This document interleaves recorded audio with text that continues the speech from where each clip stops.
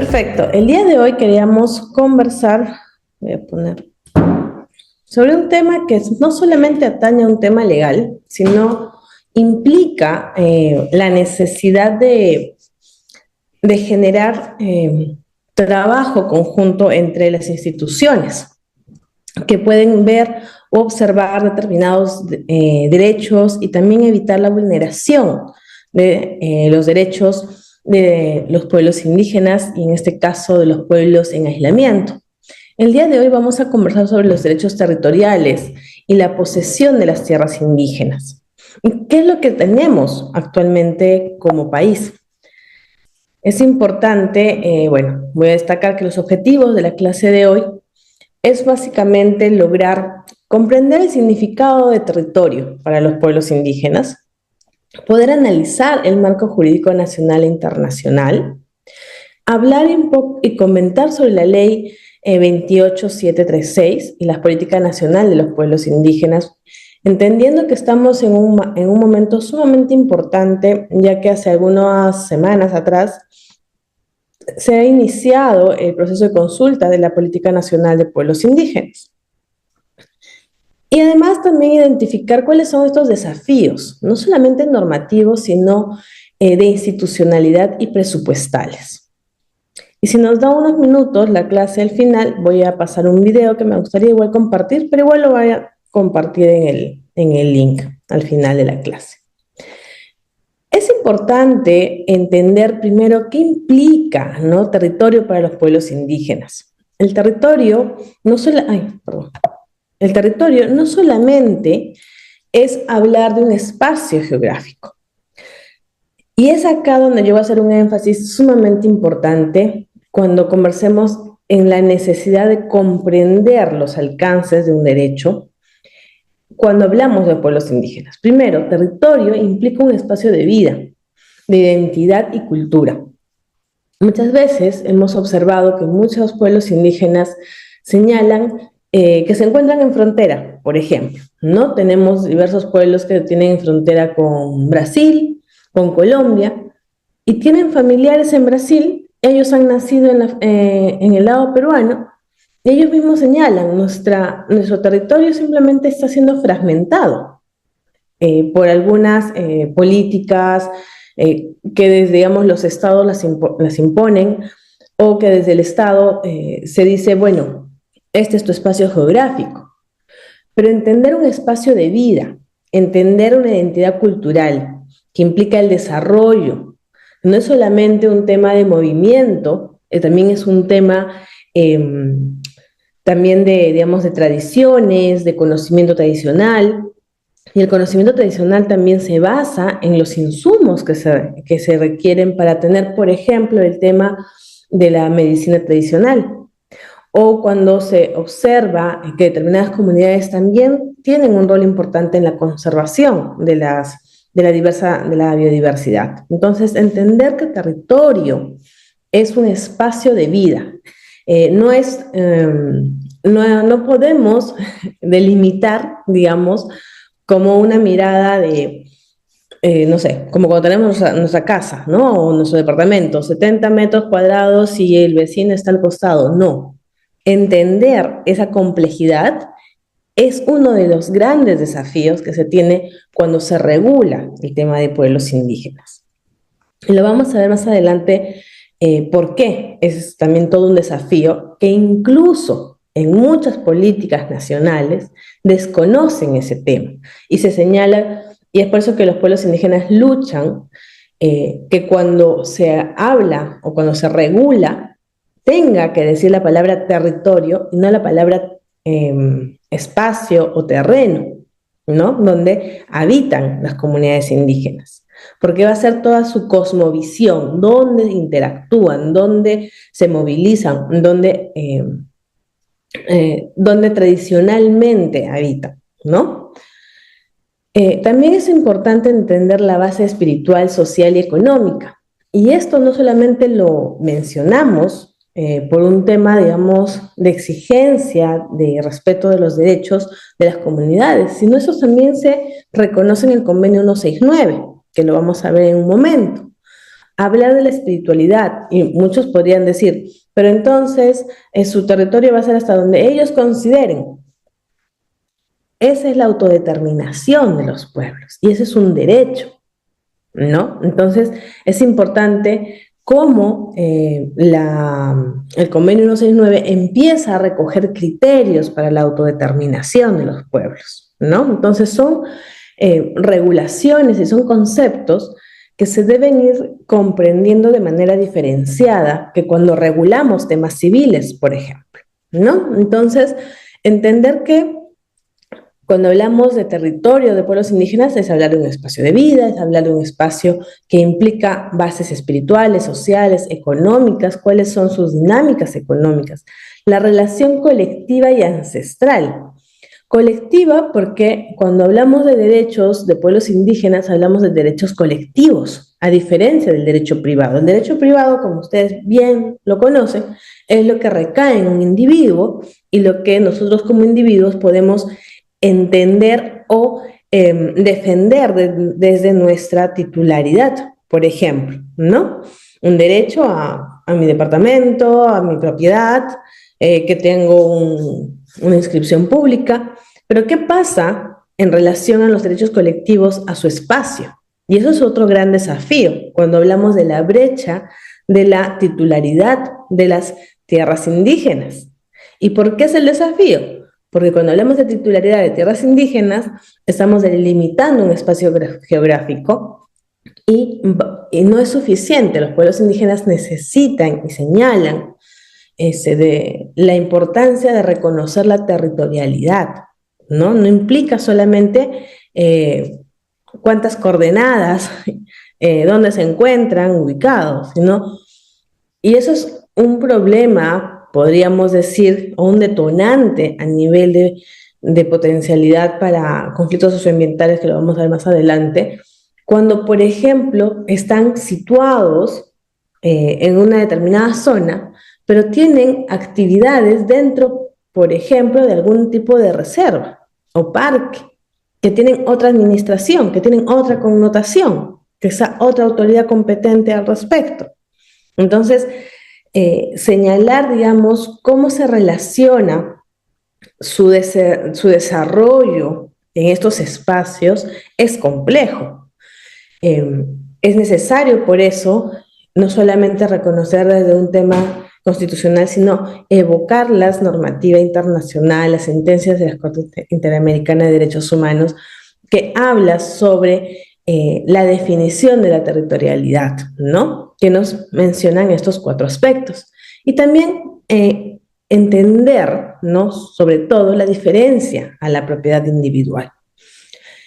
Este tema de la propiedad individual no solamente es a modo de garantizar un derecho colectivo, sino también es a modo de decir, no, como individuo no tengo un derecho sobre mi comunidad, sobre mi territorio, sobre determinados derechos como la consulta previa, sino tenemos derechos colectivos, porque las comunidades nacen y se desarrollan en colectividad, a diferencia, digamos, de sociedades como nosotros, que tenemos otro tipo de desarrollo, que hablamos sobre propiedad individual, sobre derechos individuales.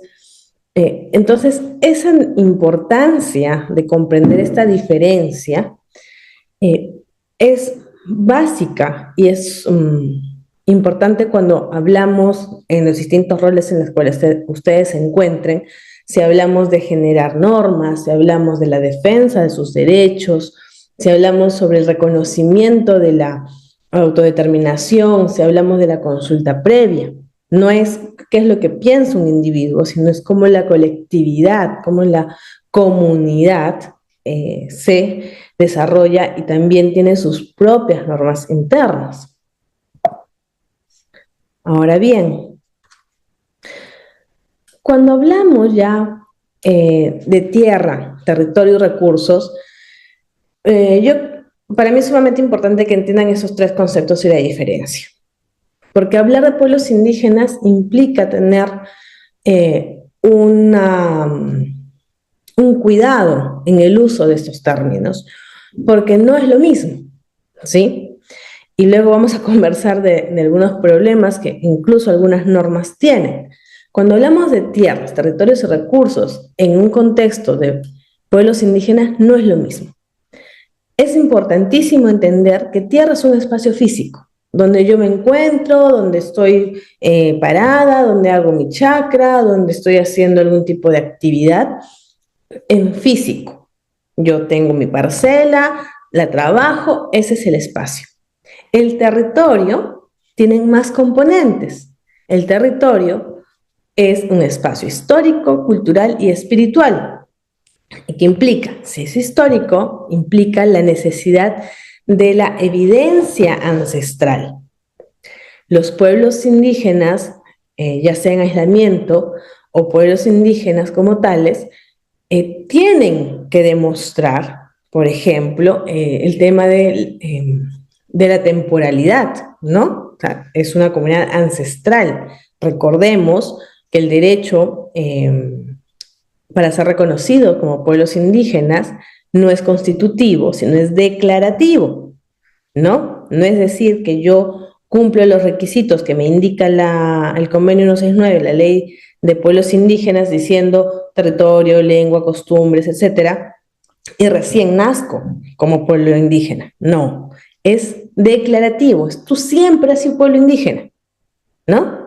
Pero ahora te pongo un título que legalmente te va a reconocer para efectos, por ejemplo, de una consulta previa, ¿sí? Entonces, este aspecto histórico implica la necesidad de demostrar, digamos, la continuidad en el tiempo. El tema cultural es reconocer las características individuales de esa cultura o de esa comunidad, ¿no? Y espiritual, ¿cuál es la cosmovisión que se tiene?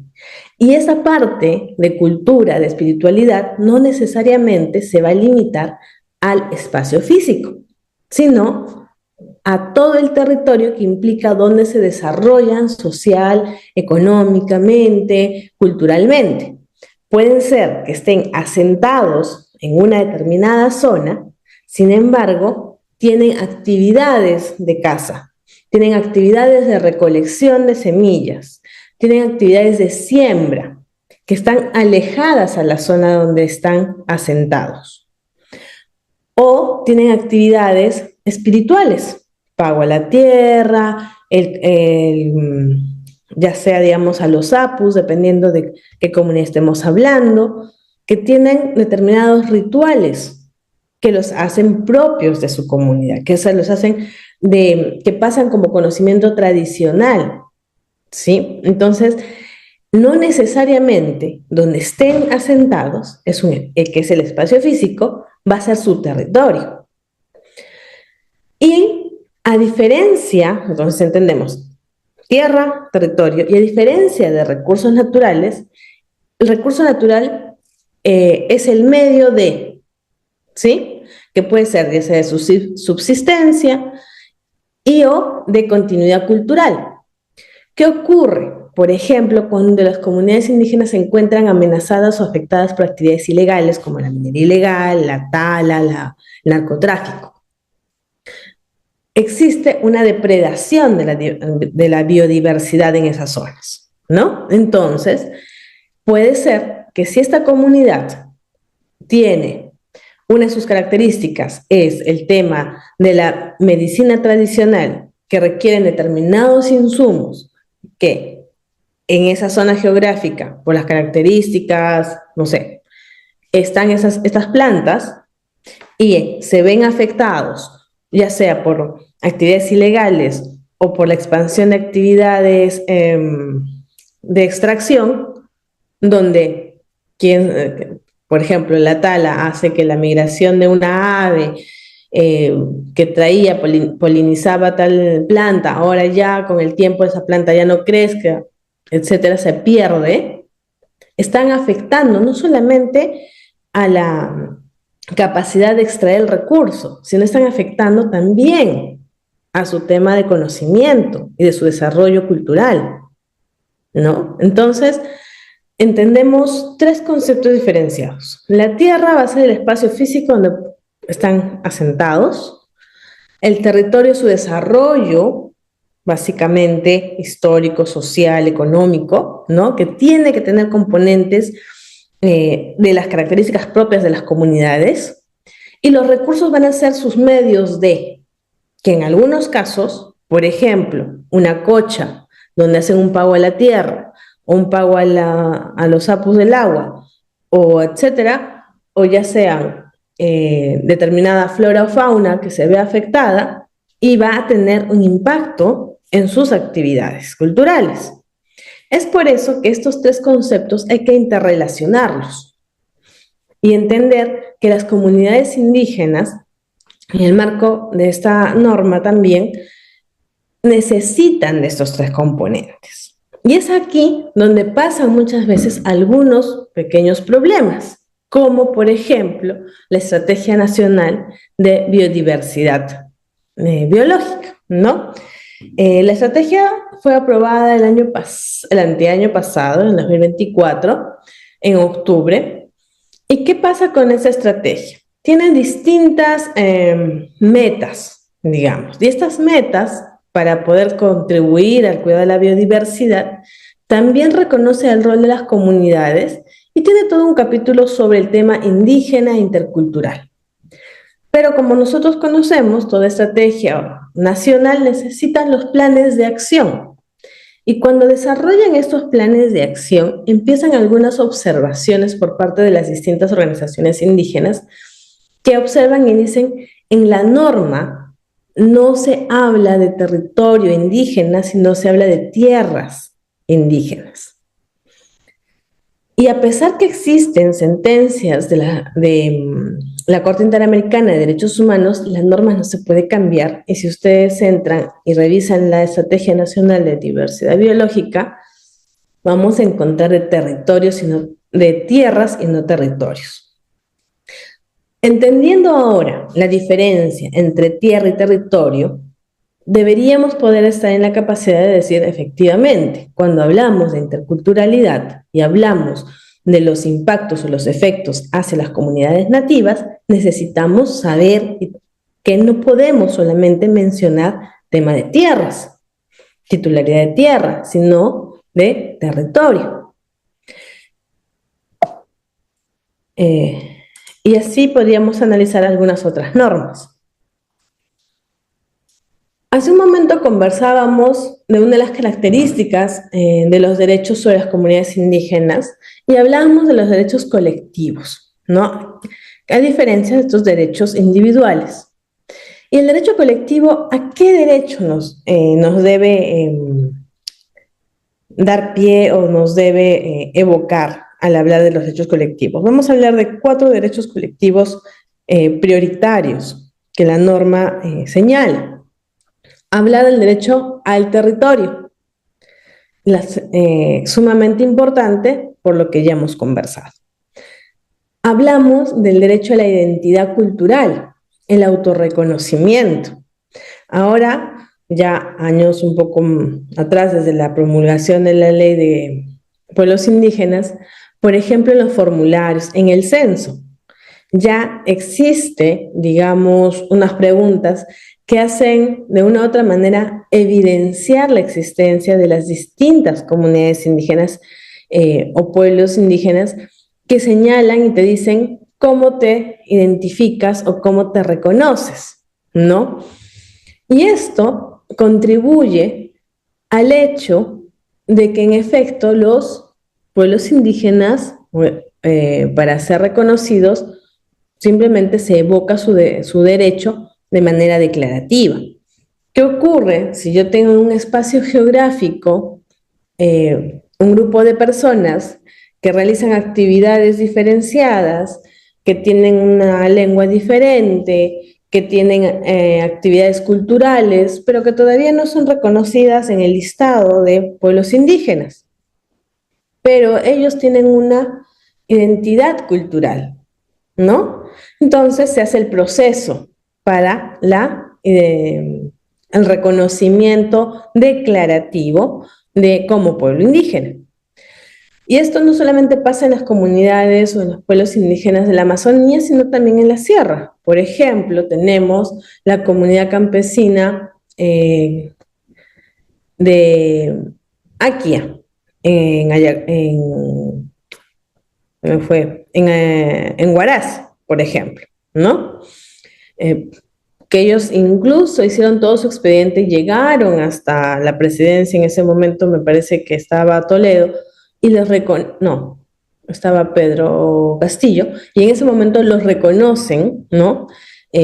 Porque demostraron su identidad, su lengua, sus costumbres, su territorio, y fueron declarados como pueblos indígenas, y eso les da derecho a poder ejercer el derecho de consulta previa. ¿Sí? Entonces, el hecho de que existan comunidades cercanas a determinados proyectos que no tengan o que no estén enlistadas, no implica que no tengan el derecho. Pueden hacer un paso previo, tienen que hacer un ejercicio más, hay que reconocerse y que les den digamos, el sellito o la resolución que los declara como pueblos indígenas, pero eso no implica que nacen recién, sino es un derecho declarativo que los reconoce, los evidencia y les permite ser sujetos de ejercer su derecho a la consulta. Entonces, su derecho a la identidad cultural es sumamente importante, porque este derecho es lo que implica, digamos, el inicio, en muchos casos, de la autodeterminación como un pueblo indígena. Luego tenemos el derecho a la autonomía. Y el derecho a la autonomía tiene o está vinculado con el tema de la autodeterminación, ¿no? Lo vamos a ver mucho, digamos, en el tema de los PIASI, pero el derecho a la autonomía implica que si tienen determinadas normas o reglas, pueden ejercer, que puede ser malo o bueno dentro de lo que es la mirada de derechos humanos, pero existe un derecho a la autonomía. Nosotros podemos tener normas con el Código Penal de que existan X situaciones que pueden mandar a la cárcel a una persona. Y puede estar, digamos, no validado, pero puede existir determinado comportamiento que para nuestro Código Penal no es lo adecuado, pero que en la autodeterminación sí, ¿no? El castigo, o ya sea un tema de tortura, ¿no? Que nosotros lo podemos mencionar de esa manera, pero ha habido situaciones en las cuales se han dicho, no, esa es la costumbre, pero felizmente, digamos, también esto está en algunos casos cambiando cuando hablamos ya de derechos humanos, ¿no? Pero la autodeterminación, por muchos tiempos, también ha generado como, o genera como un blindaje, digamos, para determinar reglas o señalar, digamos, su modus de relacionarse o reglamentar su sociedad o su comunidad, ¿no? Que debe ser respetada, sí, definitivamente, porque es parte de la autodeterminación de los pueblos, es parte de la autonomía de los pueblos indígenas, ¿no? Entonces, es importante cómo nosotros abordamos también estos aspectos cuando, digamos, generamos determinadas políticas que no reconocen de repente temas interculturales, ¿no? Entonces, otro derecho también es el derecho a la consulta previa. Y este derecho, digamos, que si bien ha sido recogido desde el convenio 169, que con la ley de consulta también, digamos, se internaliza en nuestra normativa interna, etcétera, pero es sumamente importante porque genera, digamos, la necesidad de poder determinar qué políticas, planes, proyectos podrían afectar de manera directa o indirecta a las comunidades nativas, ya sean en aislamiento o sean comunidades nativas que no se encuentran en aislamiento.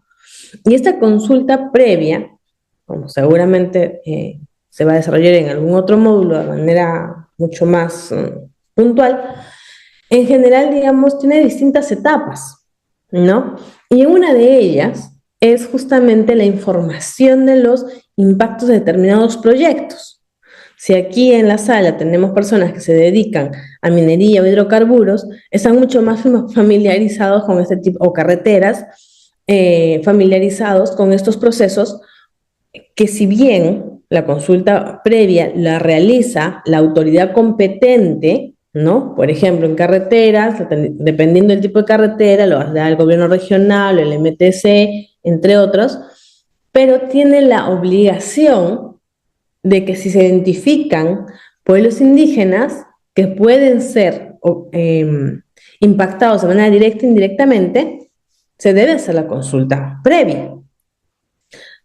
Esto también implica que una vez que se inicia de repente un tipo de proyecto, las comunidades también pueden decir, ya, yo no estoy en la lista, pero me voy a solicitar, hago mi expediente para que pueda salir mi resolución y me declaren como comunidad indígena y se pueda ejercer el derecho a la consulta previa.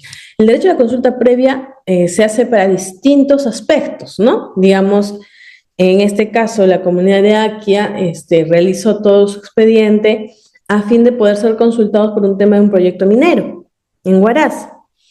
Y fueron consultados, fueron informados, y bueno, hay todo un tema ahí, pero están, digamos, ahora en una relación con la empresa y su derecho ha sido, digamos, respetado. Lo mismo pasa en el tema de hidrocarburos. En la Amazonía, la cantidad de comunidades indígenas que se encuentran afectadas o impactadas potencialmente por proyectos de hidrocarburos también solicitan ejercer su derecho a la consulta previa. Y también en el caso de carreteras, ¿no? Por ejemplo, seguro han escuchado la carretera Mazán-Bellavista, que tiene distintos tramos esta carretera y que es, digamos, del gobierno regional. Las características particulares de un proyecto de carreteras es que cuando se hace por tramos, se hace una evaluación de impacto ambiental fraccionada que implica, digamos, hacer un derecho de consulta, de ser el caso, por el tramo que se está haciendo, en principio. Sin embargo, si uno analiza los impactos sinérgicos o acumulativos de un proyecto de carretera, hoy por hoy, hasta en la PCM, se han iniciado mesas de diálogo que las comunidades que se encuentran ya casi al final del tramo, que cuando se realice se van a ver impactadas, están solicitando se realice una consulta previa, ¿no? Entonces y esto no es un derecho individual, no es un derecho que dice el APU o la lideresa indígena es la que solicita, sino como comunidad solicitan este derecho a la consulta. Es importante que si bien lo verán en algún otro módulo, pero sí señalar dos características importantes en la consulta previa, ¿no? Que lo hace la autoridad competente, no lo hace el titular de la actividad, y no tiene derecho a veto. Sin embargo, hay sentencias del Tribunal Constitucional que observa un tema de considerar la opinión o el resultado de lo que salga de la consulta previa en cuanto afecte o el grado de afectación a la comunidad.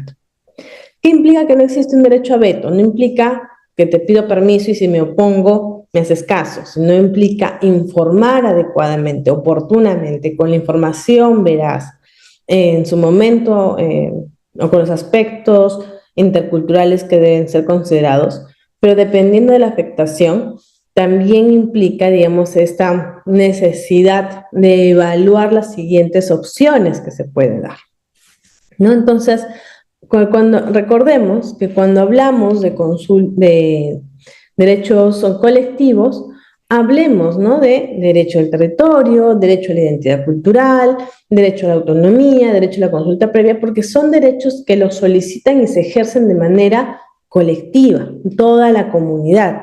No es que yo haga un proceso de consulta solamente a la mitad de la comunidad, no, se hace a toda la comunidad, ¿no? Un último dato importante es lo que mencionábamos hace un momento. Hace ya 2 meses está pasando por un proceso de consulta previa, la Política Nacional de Pueblos Indígenas, ¿no? La ley forestal también fue una norma que fue producto, digamos, pasó por una consulta previa y fue uno de los proyectos normativos, digamos, emblemáticos en poder implementar esta consulta previa, ¿no? Entonces, no solamente hablamos de proyectos, sino también se hablan de políticas. Muy bien. Hablamos de un reconocimiento constitucional. Y es acá donde es sumamente importante cómo nuestra normativa empieza a reconocer y empieza, digamos, a generar normas de manera específica para el tema del reconocimiento de las comunidades indígenas. Tenemos las normas sobre comunidades campesinas y nativas, ¿no? Tenemos que esta norma empieza a generar, o la finalidad de esta norma empieza a poner sobre la mesa el reconocimiento de los derechos colectivos, empieza a poner sobre la mesa el reconocimiento de la autodeterminación de los pueblos, de los contextos de territorio, ¿no? De los alcances, de la importancia de hablar de territorio y no de tierras, y sobre todo también empieza a generar diferencias, incluso entre las propias comunidades, ¿no? Hablar de las comunidades en aislamiento no es lo mismo que hablar de comunidades nativas que no se encuentren aisladas. La Defensoría del Pueblo en su momento sacó un reportaje, que ojalá nos dé tiempo para mostrárselos, que había un aspecto muy interesante cuando se hacen algunas entrevistas a comunidades nativas que son colindantes con zonas donde habitan o donde se han visibilizado comunidades indígenas en aislamiento. ¿Y qué es lo que ocurre? Que incluso entre estas hay conflictos. Porque dicen, uno de los reclamos que hacen las comunidades nativas que no están en aislamiento, dice, ¿por qué el Estado no los civiliza? Y no estamos hablando de que es un pedido de una localidad urbana, es otra comunidad nativa, ¿no? Entonces, hay que entender por qué existen también estos conflictos entre ellos, porque ellos mencionan, vienen, entran, cazan o roban, para ellos, entre comillas, pero no se observa qué es lo que está pasando con esta comunidad en aislamiento que empieza a salir en determinadas zonas geográficas que antes no habitaban. Y es ahí donde se tiene que entender o poner en alerta qué es lo que está generando estas movilizaciones, ¿no? El Ministerio de Cultura, digamos, tiene todo un programa de vigilancia y monitoreo de las comunidades, de los PIACI, donde se observa qué es lo que sucede, cuáles son los comportamientos sociales en el tema de su desplazamiento de las comunidades indígenas no contactadas. Porque también ellos se sienten afectados, se sienten atacados y se tienen que defender, o incluso ha habido comunidades que han desaparecido por un tema, digamos, entre comillas, que les llevan medicamentos, que les llevan ropa, que les llevan alimentos, que no están acostumbrados a usar, ni a eso. Y se ha generado epidemias, enfermedades que ha disminuido la población de determinadas comunidades en aislamiento. Entonces, es necesario también comprender esta diferencia según las características de esas comunidades y también entender, digamos, su entorno social y cultural que incluso pueden observar como detonantes el hecho de que se empiecen, digamos, a acercarse de manera territorial, ¿no? Por otro lado, nuestra Constitución también habla de la autonomía y la propiedad comunal. Y en esta propiedad comunal es lo que da pie al tema de la territorialidad. Es decir, hay un reconocimiento de la existencia de las comunidades campesinas nativas y que éstas tienen, digamos, hay que respetar su autonomía, ¿no? El tema pasa muchas veces cuál es el límite de la autonomía, no solamente en Perú, ¿no? Esto, bueno, es a nivel constitucional. Cuando veamos temas internacionales, también existe a nivel internacional costumbres de comunidades que también han sido, digamos, observadas, ¿no? Pero también hay que comprender, digamos, determinados aspectos sociales o culturales que ellos consideran, digamos, importantes para su desarrollo cultural, ¿no? O la propiedad comunal. Y ahí recae el tema ya de la territorialidad, porque muchas veces el tema pasa como, ¿cómo yo voy a titular territorios que no los puedo delimitar, por una parte? Y la contraparte a eso, tenemos comunidades que están colindando con otros países y que dicen, lo que estamos sintiendo nosotros es que nos dividen, nos ponen una línea geográfica que nos dicen que partes son en Brasil y partes son en Perú. Yo soy peruano porque así me están diciendo, pero nosotros territorialmente no tenemos esa frontera, ¿no? Entonces, ¿cómo, cómo vemos esta cosmovisión occidental también a veces transgrede o se ve, digamos, observada frente a lo que es la propiedad comunal como tal? Y esto también nos puede generar situaciones a nivel nacional, como por ejemplo, si nos encontramos en zonas que jurisdiccionalmente se encuentran divididas y para efectos de la institucionalidad para el Estado, tú tienes una jurisdicción que tiene que ver un caso, no sé, o sea, Huánuco, ¿no? O San Martín, pero ¿qué pasa si tenemos comunidades que están en ambos territorios? ¿No? ¿Qué ocurre y cómo se tiene que determinar la, ya sea el ordenamiento, ya sea, digamos, si el proyecto pasa por Huánuco y no pasa por San Martín, ¿a quién le hago la consulta? Bueno, la consulta previa la tendrás que hacer a toda la comunidad, ¿no? Entonces, sí es importante ver cómo un reconocimiento constitucional está generando la obligación de la implementación de estos derechos colectivos que hemos visto hace un momento. Luego, la imprescriptibilidad de las tierras. Y esto va, digamos, arraigado con el tema de este aspecto histórico. Y acá es uno de los grandes detonantes frente a la conflictividad socioambiental. Porque ¿qué ocurre si hablamos de una imprescriptibilidad de las tierras? Y la comunidad está asentada en un territorio, tiene sus casas en unas parcelas, en una tierra, pero su desarrollo es territorial.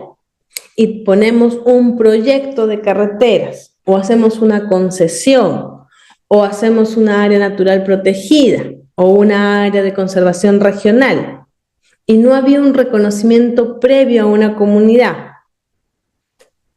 Como ustedes bien saben, primero en el tiempo, primero en el derecho, ¿no? Dicen, no, aquí no había comunidades. Entonces, la área natural protegida era antes que la comunidad esté inscrita.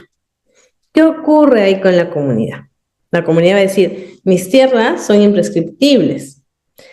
Yo estoy solicitando mi resolución declarativa que me reconoce como comunidad indígena. Tengo mi derecho de desarrollo histórico y cultural.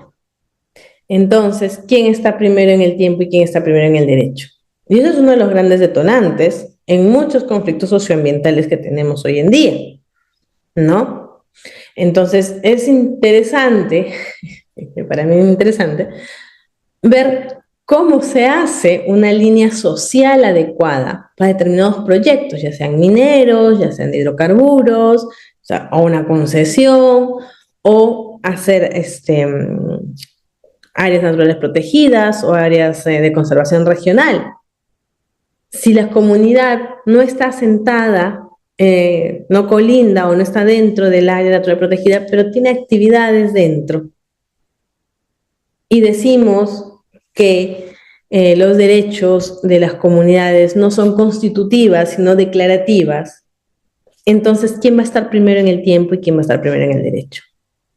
Y ese es uno de los grandes, digamos, brechas, le podríamos decir, respecto al tema, digamos, de los reclamos frente a que no se les reconoce su derecho de consulta o que se les está limitando al ingreso de determinadas áreas para algún tipo de práctica o que algún proyecto los está despojando de sus tierras, ¿no? Entonces, y ya son temas que van escalando, ¿no? Entonces, si tenemos estos distintos derechos, estos distintos reconocimientos, no solamente en las normas específicas, sino desde la Constitución y además en normas internacionales, hay que tener un sumo cuidado cuando se hacen proyectos, ¿no? Si es que ustedes están en la rama de proyectos o si se encuentran en el Estado y, digamos, dan concesiones, autorizaciones o determinan áreas naturales de conservación, ¿no? Luego, el tema de las brechas en la implementación de las normas. Una cosa es lo que tenemos escrito, ¿no? Una cosa es que la Constitución reconozca las comunidades nativas y campesinas, que hablemos de en principio, de estos 4 derechos colectivos, pero ¿qué pasa si tenemos en el 2024 una norma, una estrategia nacional que no reconoce la territorialidad, sino habla de tierras, y el mismo Estado, pocos meses atrás, empieza a reconocer, digamos, la consulta previa, perdón, para una política nacional de comunidades indígenas? Entonces, ¿en qué momento estás implementando? ¿En qué momento tenemos predictibilidad a nivel normativo? ¿No? Estamos hablando de un reconocimiento de las tierras, de los recursos naturales, de los territorios, de las comunidades, pero seguimos aún en una brecha grande respecto a la titularidad de estas comunidades, ¿no? Entonces, ¿cuánto estamos avanzando a nivel real respecto a lo que pasa en nuestro marco normativo? Hace algunos años tuve la oportunidad de ir por Ecuador y ser asistente de edición de un libro sobre consulta previa, que justo lo había hecho Iván La Negra, que hablaban sobre la implementación de la consulta previa en Perú, en Guatemala y en Ecuador. Y a nosotros, estamos hablando del 2014, a nosotros nos miraban como un país pionero en la regulación de consulta previa, por ejemplo. Sin embargo, si nosotros vemos a lo largo de estos últimos 10, 12 años, ¿cuántos procesos de consulta previa hemos tenido? ¿Cuántos problemas y conflictos socioambientales con comunidades o por la falta o la vulnerabilidad de sus derechos existen?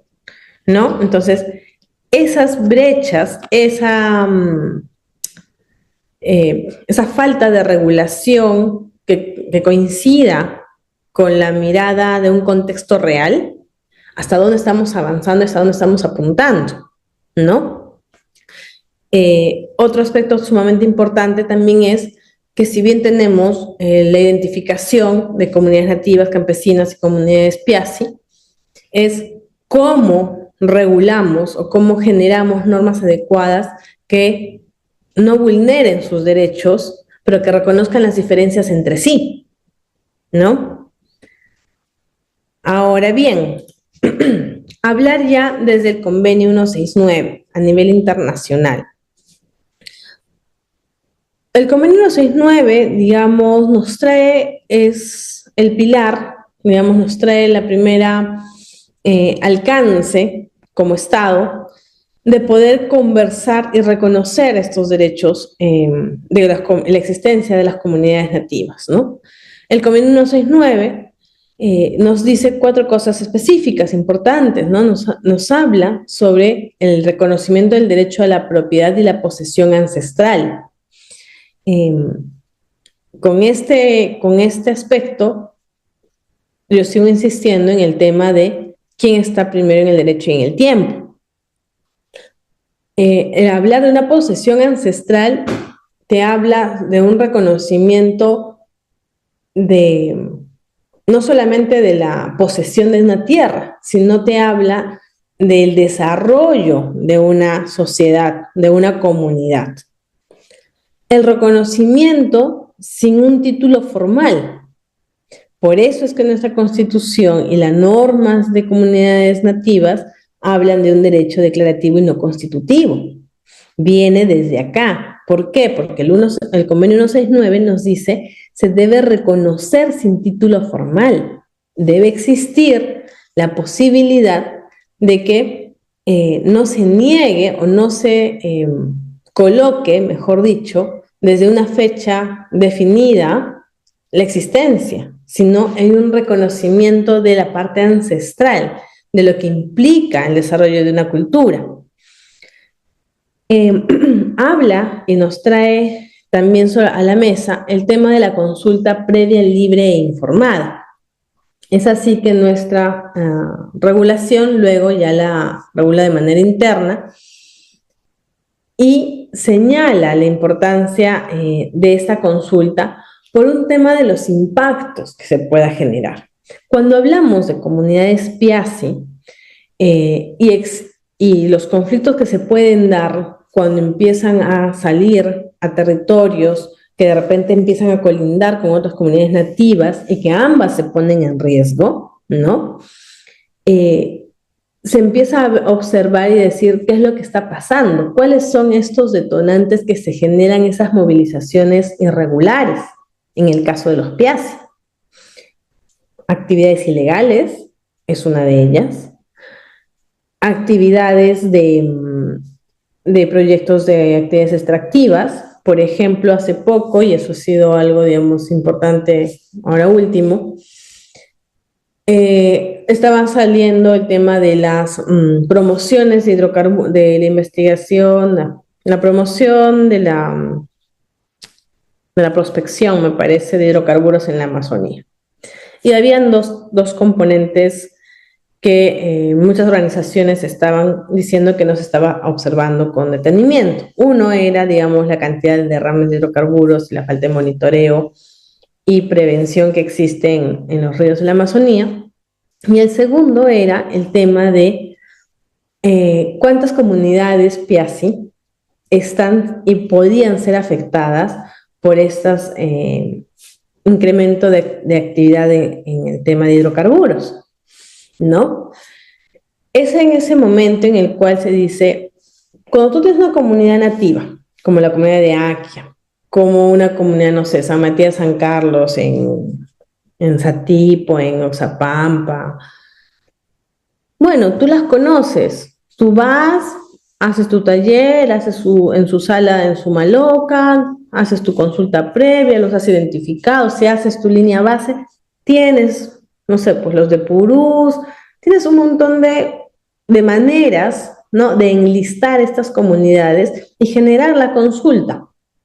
Pero ¿qué pasa con los Piasi si están no contactados?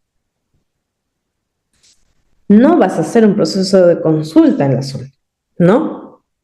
Porque probablemente ni a la convocatoria se llegue, o cómo ejerces no vulnerarles ese derecho. Entonces, es ahí donde el Ministerio de Cultura tiene sus competencias y hace este monitoreo de observación en qué zonas se encuentran, ¿no? Y se debe tener en consideración cuando pasan algún tipo de afectación o si se va a dar un proyecto, decir, oh, un momento, yo como autoridad técnica competente debo dar una opinión vinculante a determinados proyectos extractivos. en esta zona están XX comunidades Piazzi, no se podría hacer porque va a haber un impacto al respecto, ¿no? Pero ¿qué ocurre con las actividades ilegales? ¿Cómo transgreden las actividades ilegales a la consulta previa?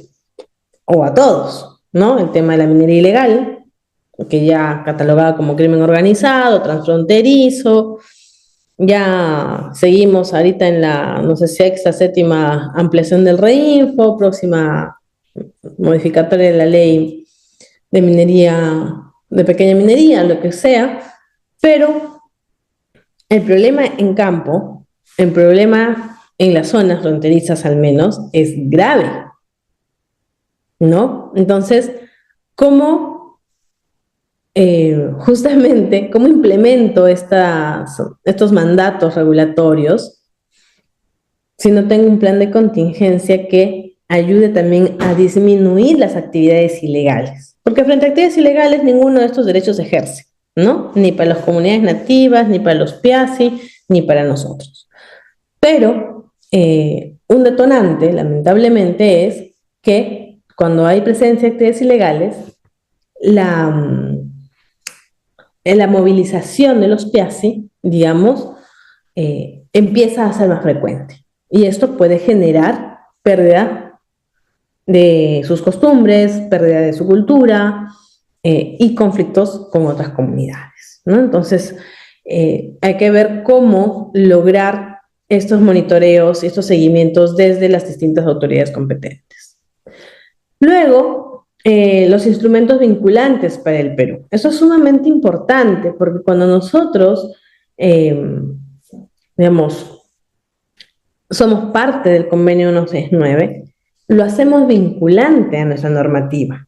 Y al hacerlo vinculante, no implica solo desde la ley de consulta, o solo desde la ley de comunidades, o solo desde el reconocimiento de la Constitución, sino desde el momento en que nosotros nos adscribimos a este convenio, ¿no? Entonces, es importante tener esto en cuenta porque, digamos, la fecha en la cual el Perú se hace de obligatorio cumplimiento del convenio es desde el momento en que se adscribe y no posteriormente a las normas que se han ya desarrollado en base al convenio 169, ¿no? Entonces, al hacerse vinculante es obligatorio para nuestro desarrollo normativo, por ejemplo.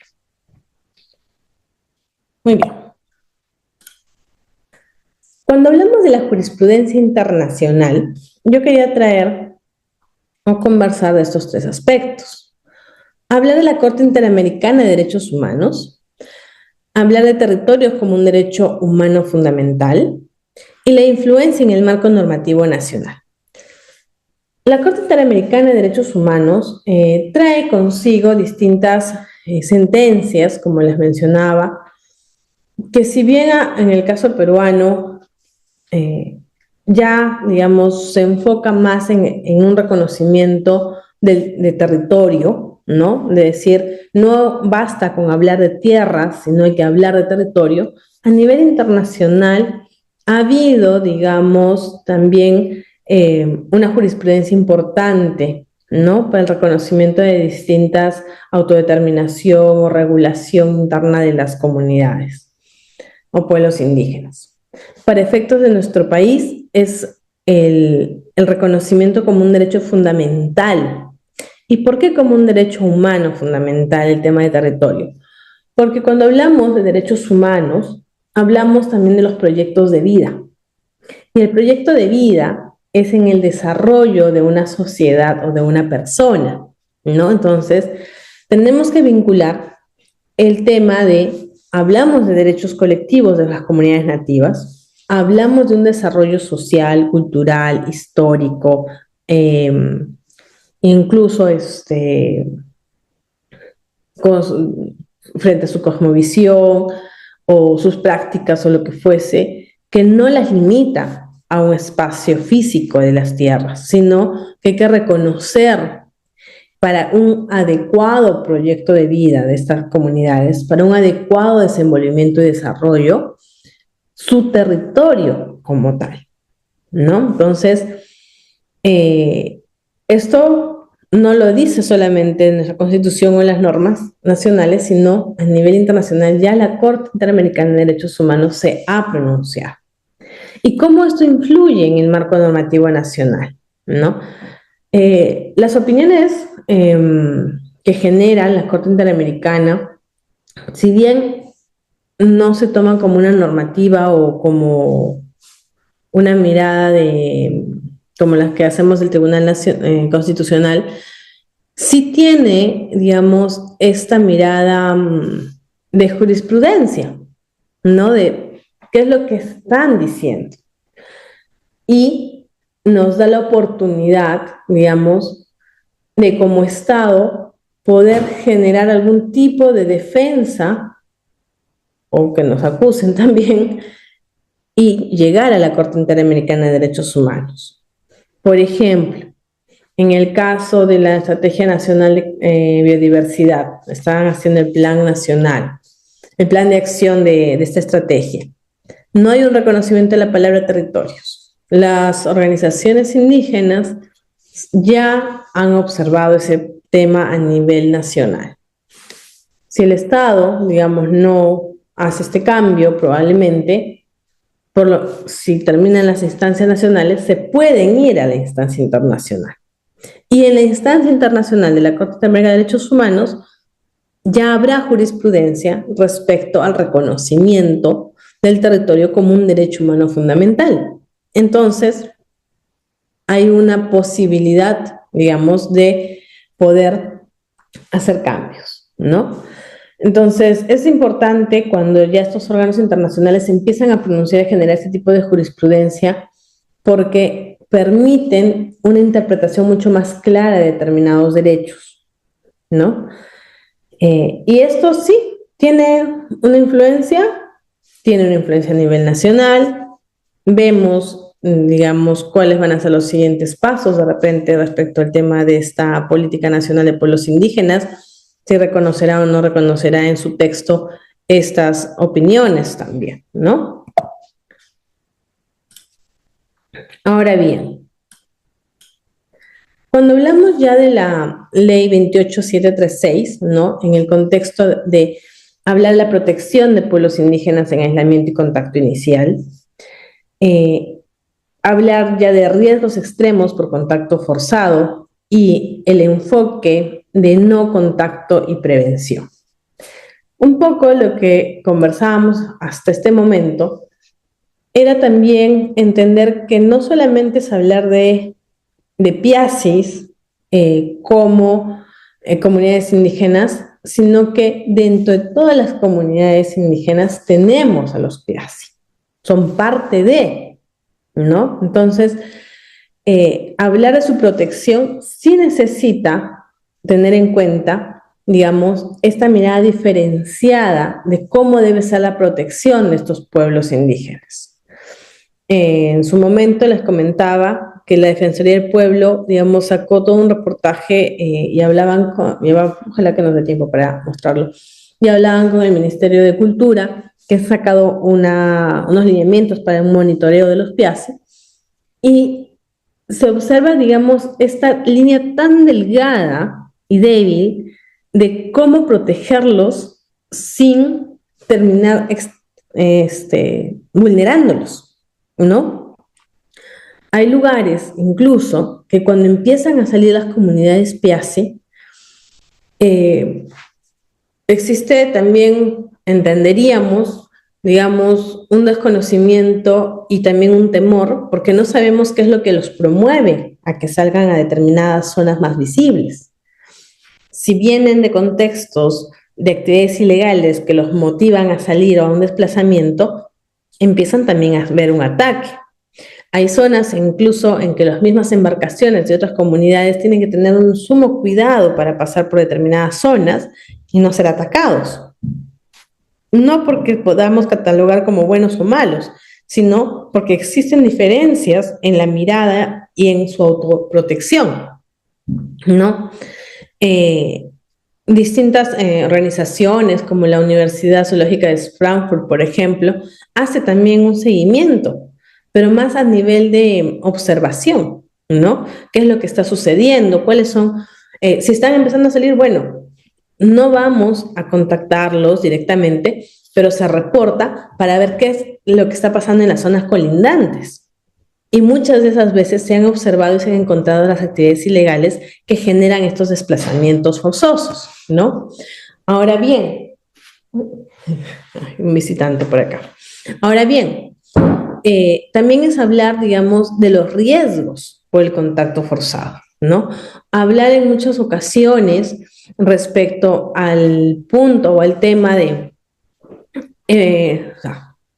bueno, es una clase, es un espacio académico, ¿ya? No queremos generar algún tipo de susceptibilidad. Pero ha habido momentos en los cuales, por ejemplo, ha habido una acusación respecto al tema, un minuto, por favor. Ha habido un momento en el cual, por ejemplo, ha habido situaciones de que algunas comunidades han observado que la evangelización ha generado enfermedades en las comunidades aledañas. En su momento se prohibió, por ejemplo, la donación de ropa, no porque no sabían qué tipo de enfermedades traían en esta ropa. Porque darles medicina a unas personas que nunca han tomado una medicina o que tienen determinada, no sé, defensas en su cuerpo es diferente. Entonces, ha habido poblaciones PIASI que han empezado a fallecer. Cada año hacían un seguimiento y encontraban que las personas estaban muriendo, y eso es lo que también se quiere evitar con el tema, digamos, de, de estos monitoreos, ¿no? Es importante entender, por ejemplo, cuáles son los riesgos que se trae también cuando queremos entrar a contactarlos, que algunas comunidades nativas, digamos, aledañas, que de repente han generado algún conflicto o han sentido algún ataque, dicen, nosotros necesitamos, por ejemplo, que los vayan y los colonialicen, entre comillas. Eso lo mencionan en un reportaje hacia la Defensoría. Y es, digamos, de suma preocupación que incluso se sienta, digamos, una mirada de indefección, o sea, que no se sientan defendidos o que se sientan atacados, y que pidan ello, ¿no? Entonces, es necesario el monitoreo que hace el Ministerio de Cultura, es importantísimo el rol que tiene la Defensoría para no forzar algún tipo de contacto, ¿no? Entonces, ver también por otro lado el enfoque de no contacto y prevención. Y eso es uno, digamos, de los principios en los cuales se enfoca el Estado, ¿no? ¿Por qué? Porque se requiere un monitoreo, ¿no? Se requiere observación, pero ellos no van a hacer un censo, ellos no van a hacer una contabilidad de personas. No significa de que, bueno, les empiezo a dejar comida, les empiezo a dejar, no, porque cuando hacemos un contacto forzado, generamos alguna dinámica o transgredimos, mejor dicho, la dinámica que tienen estas comunidades, ¿no? Entonces, es sumamente importante el hecho de no contacto. El enfoque prioritario es no los contactamos, los observamos, ¿no? Y en el tema de prevención, ¿no? ¿Qué es lo que ocurre frente a la prevención? ¿Qué es lo que nosotros podemos lograr para poder evitar, digamos, que estas comunidades sean afectadas, ya sea por actividades ilegales o por un tema, digamos, de conflictos con otras comunidades, ¿no? O por generación de enfermedades?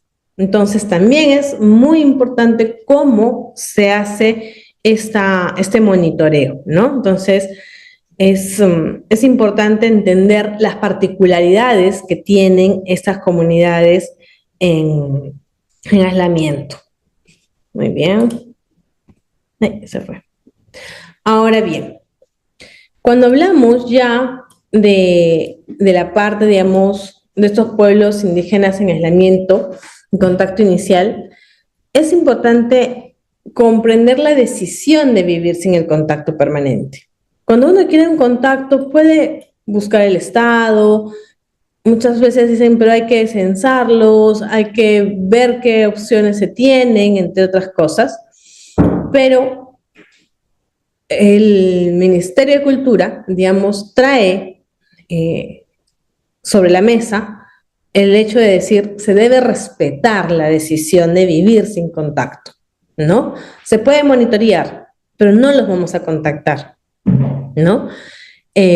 Porque se reconoce la alta vulnerabilidad sanitaria y cultural. La afectación sanitaria ha generado incluso la desaparición de comunidades piasi. El tema cultural se tiene que estudiar de manera de observación, como dicen los de la Universidad de Frankfurt. No se puede interrelacionar, ¿no? Porque la fragilidad que se tiene respecto a la dinámica social es sumamente alta. Y también la necesidad de la protección especial. No vamos a poder observar o decir cómo protegemos sus derechos, ¿no? A una consulta previa, porque no les estás consultando y va a pasar una carretera por ahí. Bueno, ahí está parte del rol de las autoridades competentes en hacer un monitoreo adecuado y identificar zonas donde puedan existir estas comunidades, porque estas comunidades también son sedentarias, ¿no? Se pueden trasladar de una zona a otra zona. Entonces, ¿cómo hago la carretera si es que de repente ahora están y después no están? Ahí son las decisiones en las cuales se tiene que prevalecer, digamos, a los derechos de estos pueblos indígenas en aislamiento y en contacto inicial, donde es la autoridad competente que dice cómo yo genero el cuidado a sus derechos.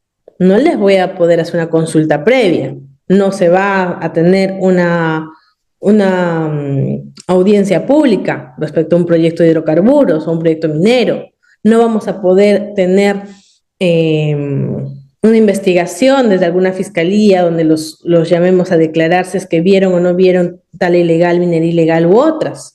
No, eso no va a ser posible. Pero ¿cuál es el rol de la autoridad competente? ¿Cómo genero acciones que permitan la protección de una protección especial y diferenciada de estas comunidades en aislamiento?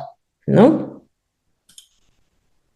Ahora bien, espero estar bien con la hora.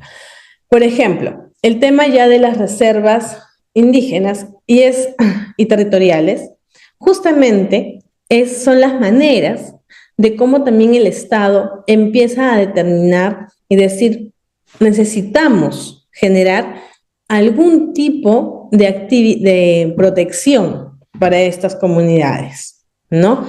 Hay que reconocer las diferencias, pero también hay que generar las medidas de protección o las actividades que podrían dar o evitar que se vulneren los derechos de las comunidades piasi. En ese sentido, por ejemplo, las reservas indígenas y territoriales contribuyen a poder evitar que se generen proyectos en esas zonas, que se tenga ya una precaución porque ya se observe que es una reserva, ¿no?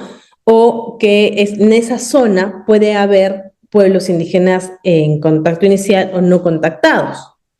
¿Y por qué son importantes? Por tres temas importantes. Uno, porque son mecanismos, o es un mecanismo principal de protección. Ya la categorización de una reserva, ¿no? O colocar como una, ya sea reserva territorial o indígena, permite que este mecanismo genere una protección en esa zona. Genera, al tener esta categoría, las restricciones de actividades extractivas. Como hace un momento les comentaba, ¿qué pasa si estamos pensando hacer una carretera o una actividad de hidrocarburos en esa zona? Bueno, si ya hemos identificado que en esta zona existen comunidades Piasi o hemos visto que es una zona donde transitan estas comunidades y se las determina como una reserva territorial o indígena, esto contribuye a que sea, digamos, una brecha para o restrinja, digamos, una actividad extractiva, ¿no? Entonces, no aplico un derecho a consulta, pero genero una reserva indígena o territorial. Y también lo más importante, hablamos que al ser reservas indígenas y territoriales son de un régimen de intangibilidad, es decir, no puede haber actividad interna, no puede ser minería, no podemos haber actividades extractivas, no podemos hacer carreteras, pero también este régimen de intangibilidad debe generar una acción de deber hacia el Estado del monitoreo y la protección frente a las actividades ilegales. ¿No? Nosotros sabemos que en la Amazonía, Madre de Dios, ahora ya Naná y Iquitos, son de una zona, digamos, de mucho riesgo frente a la actividad de la minería ilegal, ¿no? Entonces es ver cuál es la acción y el deber del Estado, que es no solo colocar como reservas indígenas, y qué implica, ¿no? Va a haber más monitoreo, va a haber una presencia de guardaparques de repente que van a estar monitoreando, ya sean del Ministerio de Cultura, por ejemplo, pero tiene que haber también acciones que puedan identificar estos detonantes que generen que estas comunidades PIASI tengan o no algún traslado. Muy bien. Obligaciones del Estado. Para esto es sumamente importante la prevención de invasiones. Evitar, porque no solamente hablamos de actividades ilegales, sino también hablamos de lo que ocurre lamentablemente a lo largo de nuestro territorio, que es el tráfico de tierras, ¿no? Las invasiones, cómo evitar o cómo generar políticas públicas, no solamente las reservas territoriales o indígenas, sino otras medidas para la prevención de las invasiones. El control de actividades ilegales, como lo hemos comentado, la protección efectiva del territorio. A nivel de fronteras, este tema de protección efectiva del territorio en algunas situaciones se complejiza, porque no solamente hablamos de minería o tala, sino hablamos de narcotráfico. Entonces, empezamos a ver que actividades ilegales tienen un financiamiento fuerte y además que existe una migración, digámoslo así, de transfronteriza, ¿no? Entonces, ver también cómo se trabaja este tema a nivel transfronterizo, no solamente para evitar actividades ilegales o el crimen organizado, sino también para ver cómo se cuida a las poblaciones indígenas en contacto inicial o no contactadas a nivel transfronterizo. Hemos observado que a nivel de Colombia, a nivel de Brasil, existe mucho traslado digamos, de comunidades Piasi, ¿no? Entonces, también se debe observar cómo logramos esta protección a través de distintos medios, ¿no? Convenios o normativa que permita dar un seguimiento, un monitoreo adecuado. Y una responsabilidad nacional e internacional. A los Piasi no les vas a decir estás en frontera, no puedes cruzar. Tenemos comunidades nativas contactadas, que no están dentro del régimen Piasi, que han sido divididas por fronteras y que ellos dicen, bueno, yo soy de Brasil y Perú, al fin y al cabo yo soy de mi comunidad, ¿no? Pero también ocurre lo mismo con digamos, este sedentarismo, con esta migración, este traslado que se generan desde las comunidades Piasi. Entonces es cómo a nivel, digamos, de la cuenca amazónica se puede generar medidas y regulaciones de protección para los Piasi. Que no solamente sea una normativa interna sobre la intangibilidad, sobre el monitoreo, sino cómo lograr convenios internacionales que permitan las mismas medidas de seguridad para evitar digamos, que estas comunidades desaparezcan o sean vulneradas. Ahora bien, cuando hablamos, y esto yo quería traerlo de todas maneras, es hablar ya, digamos, de la política nacional de pueblos indígenas, que me parece importante porque hace que 2 meses, más o menos, 8 semanas, hemos estado observando, digamos, cómo los distintos pueblos vienen o han sido parte de esta consulta previa de la política nacional, ¿no? ¿Y qué es lo que busca esta consulta? Busca garantizar los derechos colectivos, es decir, que esta política nacional de pueblos indígenas tenga esta mirada y este reconocimiento desde las propias voces de las comunidades indígenas. Que se logre un tema de la seguridad jurídica de las tierras, pero también la gestión territorial indígena. Recordemos al inicio de la clase, cuando hemos hablado de, digamos, la diferencia entre tierras, territorio y recursos, que se tiene que tener una mirada, digamos, transversal y que esto tiene que estar interrelacionado, ¿no? Entonces, la seguridad jurídica de sus tierras, que puede ser un tema de un título, hasta registrado en la SUNAT, también se debe observar cómo es la gestión del territorio indígena, ¿no? Y la protección de los pueblos vulnerables, ¿no? No solamente hablar de las comunidades que tienen o que pueden participar, digamos, por las características que tienen en estos espacios, sino también ver qué va a pasar con esta protección hacia los PIACI, hacia los pueblos, digamos, que se encuentran en mayor vulneración. Muy bien. Hablar ahora, digamos, de este aspecto de territorio y desarrollo con identidad, que es uno de los aspectos que también menciona la política, nos habla de tres pilares cuando hablamos de territorio y desarrollo con identidad. Para empezar, hablar de un enfoque intercultural, ¿no? Entender que las políticas nacionales, las normativas en general, deben reconocer este enfoque intercultural y que no solamente es yo reconozco la diversidad, sino reconozco la gestión territorial, ¿no? La participación en la toma de decisiones, que si bien la consulta previa no habla de un derecho a veto, tenemos, digamos, sentencias que en la medida de los impactos, sentencias del Tribunal Constitucional y de la Corte Interamericana de Derechos Humanos, que exige una mirada mayor respecto a la toma de decisiones y al diálogo que se hace con las comunidades respecto a planes, políticas o proyectos que podían afectarlos. Igualmente, hablar del respeto a los modos de vida de indígenas, ¿no? Ver cómo es la cosmovisión, la cultura, el tema, por ejemplo, de las prácticas de caza, de las prácticas de la recolección de distintas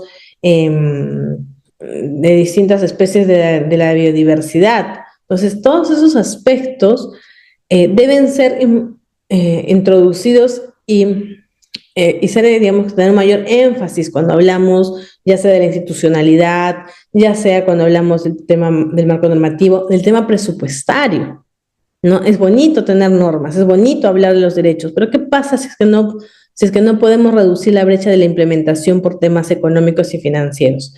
Yo los invito a que ustedes revisen, entran al Ministerio de Economía, que ahora seguramente ya en poco va a salir el presupuesto del 2026, en búsqueda amigable empiecen a buscar las partidas que implica gestión de territorios o políticas, implementación de políticas de pueblos indígenas, cuál es el presupuesto que tienen. Entonces, parte la institucionalidad también, digamos, de cuál es el financiamiento que se tiene para lograr el respeto y la no vulneración de los derechos de los pueblos indígenas y el cuidado y monitoreo de los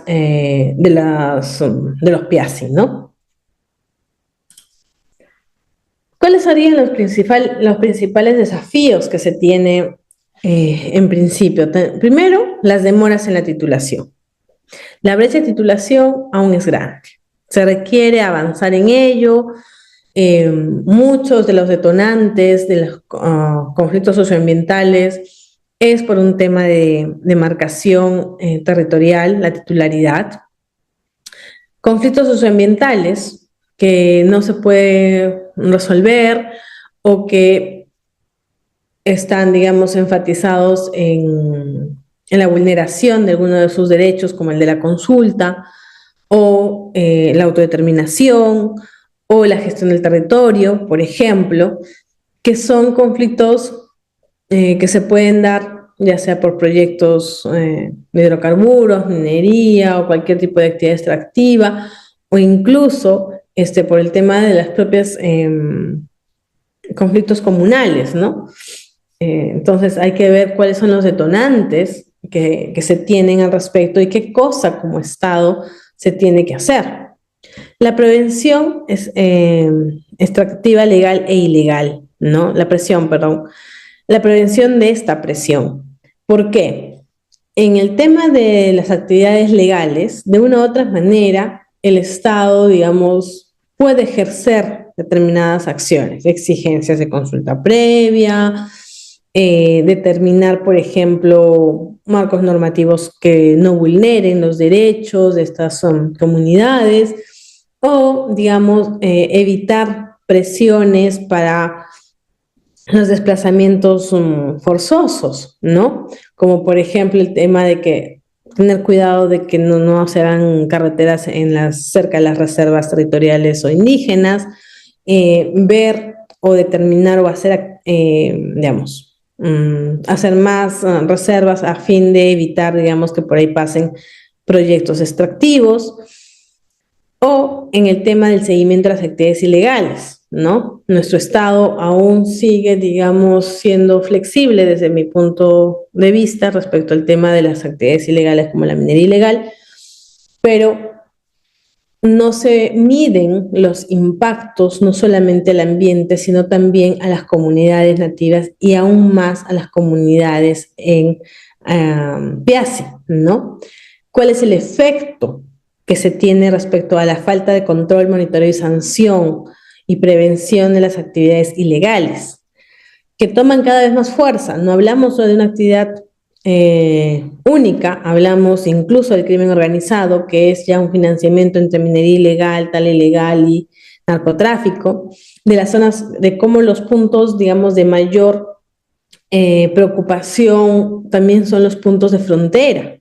No ver la Amazonía como regiones, sino ver, digamos, esta cuenca amazónica y el reconocimiento de la fragilidad que algunas comunidades pueden tener, ¿no?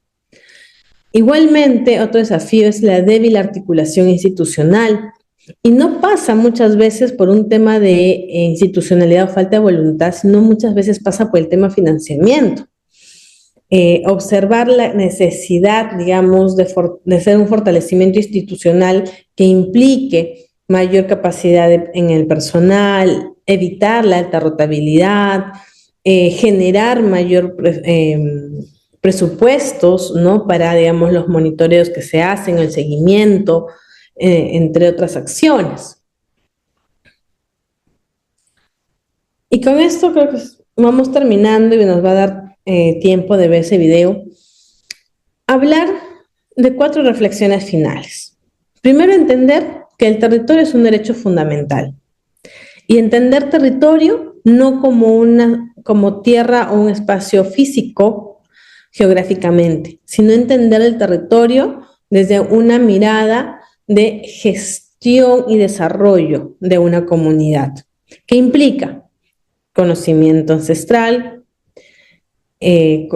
cultura, economía, desarrollo social, todo lo que implica, digamos, la necesidad de mantener sus usos y costumbres en el tiempo también. Entonces, la gestión de ese territorio como, y no solamente las comunidades como tal, sino también los piasi, ¿no? Es cómo cuidamos determinados territorios para que no existan presiones que los fuercen a generar algún tipo de contacto o querer contactarlos de manera forzada, vulnerando su espacio territorial, donde se desplazan o donde pueden estar generando su desarrollo social y también atentar contra su salud, entre otras cosas, ¿no? Ver el avance normativos importantes. Tenemos avances normativos importantes, definitivamente sí. Un gran paso es esta consulta de la Política Nacional de Pueblos Indígenas. Sin embargo, tenemos también normas que no reconocen la territorialidad y se enfocan en un tema de tierras, cuando estamos observando el rol de las comunidades y que incluso normas como la Estrategia Nacional de Biodiversidad, que tiene un acápite que reconoce el tema intercultural y de las comunidades, desconoce luego el tema de la territorialidad. Entonces, ver cómo nuestra normativa también debe evocar la jurisprudencia que se tiene desde la Corte Interamericana de Derechos Humanos, donde se reconoce el territorio como un derecho fundamental, es importante trasladarlo a la normativa nacional. Generar la reducción de una brecha entre la norma y la realidad.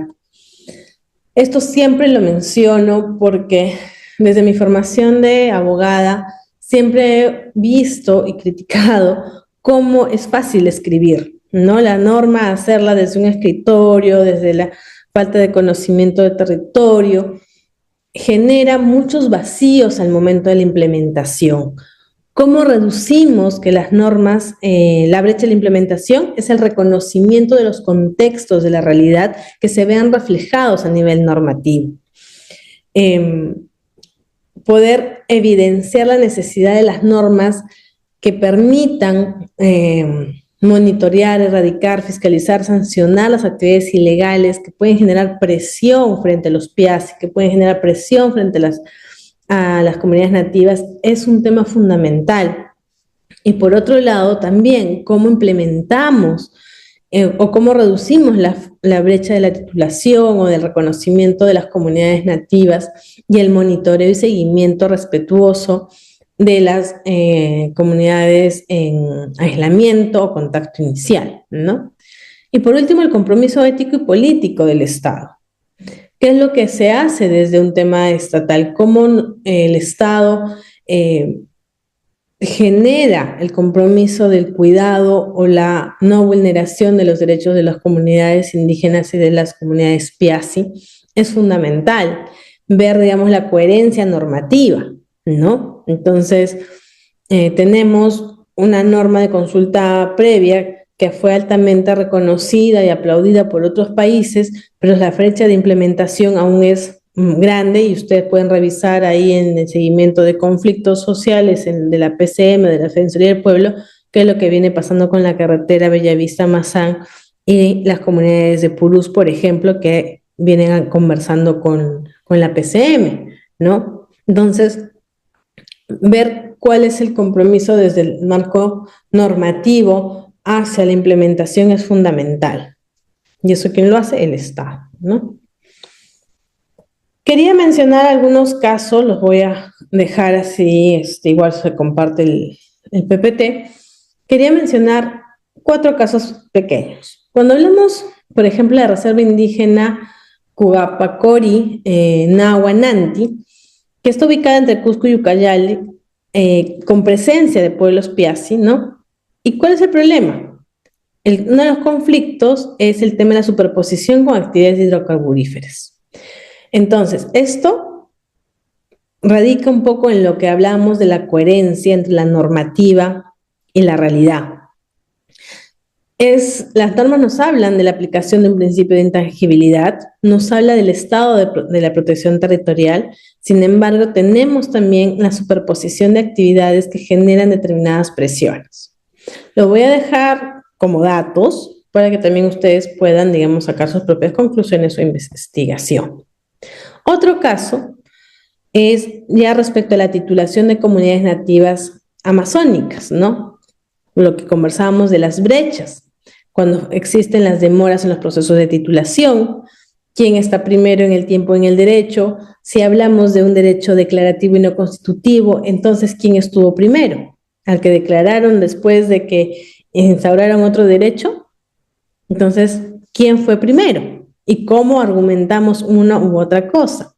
La falta de coordinación interinstitucional, no necesariamente por temas de, de tiempo, a veces por temas de personal, a veces por temas económicos, financiamiento, ¿no? La coordinación interinstitucional en el tema de la protección de las comunidades PIAS y comunidades nativas es sumamente importante, porque hablamos de que pueden existir presiones por actividades legales, digamos, o ilegales, donde tenemos al Ministerio del Ambiente, al Ministerio de Energía y Minas, por ejemplo, Ministerio de Cultura, los CIES del gobierno regional, el MTC. Entonces, la cantidad de instituciones que se van a ver inmersas en estos casos requiere una mayor articulación.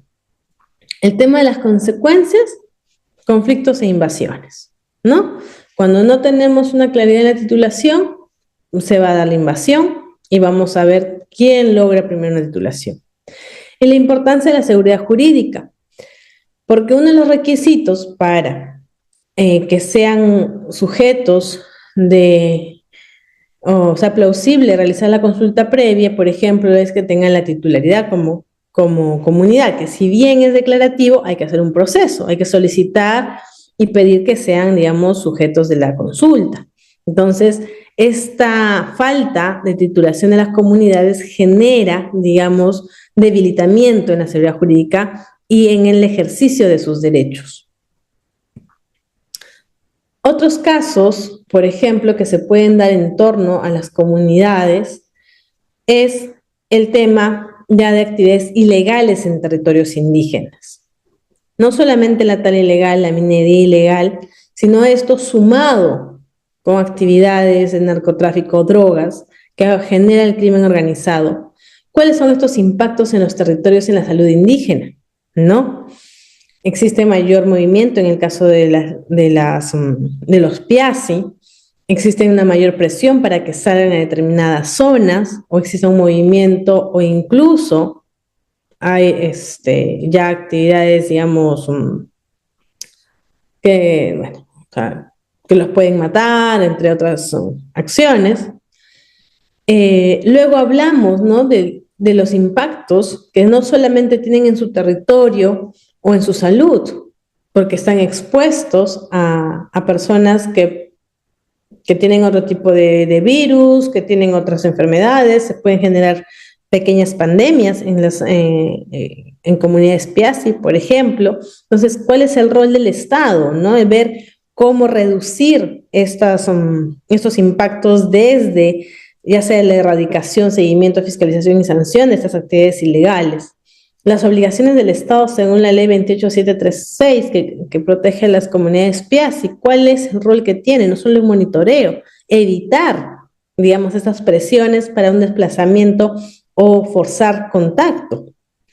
La participación comunitaria en la vigilancia, ¿no? Con quiénes se pueden organizar, quiénes puede hacer esta vigilancia, cuáles son los riesgos que también tienen los defensores y las defensoras ambientales respecto a las actividades ilegales que se realizan en sus territorios. Hace poco ha sido la COP30 en Brasil. Una lideresa indígena no pudo ir porque 2 días antes se habían asesinado parte de mineros ilegales a uno de sus familiares, ¿no? Entonces, la muerte está ahí, las actividades ilegales, las amenazas. Tenemos el caso de Quinto Numa, ¿no?, que se hizo conocidísima su frase, muy lamentable: un papel no aguanta la bala, y lo mataron. Entonces, ¿cómo se logra también, digamos, generar seguridad frente a las actividades ilegales? No solamente un resguardo para las comunidades PIASI, sino también para las comunidades nativas indígenas que, digamos, muchas veces se enfrentan ellos mismos a estas actividades, ¿no? Y otro casito también que se da respecto al tema de consulta previa y territorio, como es el caso en los ejemplos de las actividades extractivas en territorios indígenas, ¿no? Hasta qué punto esto es viable, con las opiniones vinculantes o no. Hace poco había con ese tema promocional de la prospección de hidrocarburos en áreas naturales protegidas, que también están cercanas o colindan con comunidades nativas, en el Bahuaja-Sonene me parece, se pudo lograr la paralización de una actividad. Pero, ¿qué ocurre, digamos, cuando este tipo de proyectos no son objeto de consulta previa, de ser el caso, o se generan otro tipo de vías para realizarlas a pesar de la presencia de comunidades?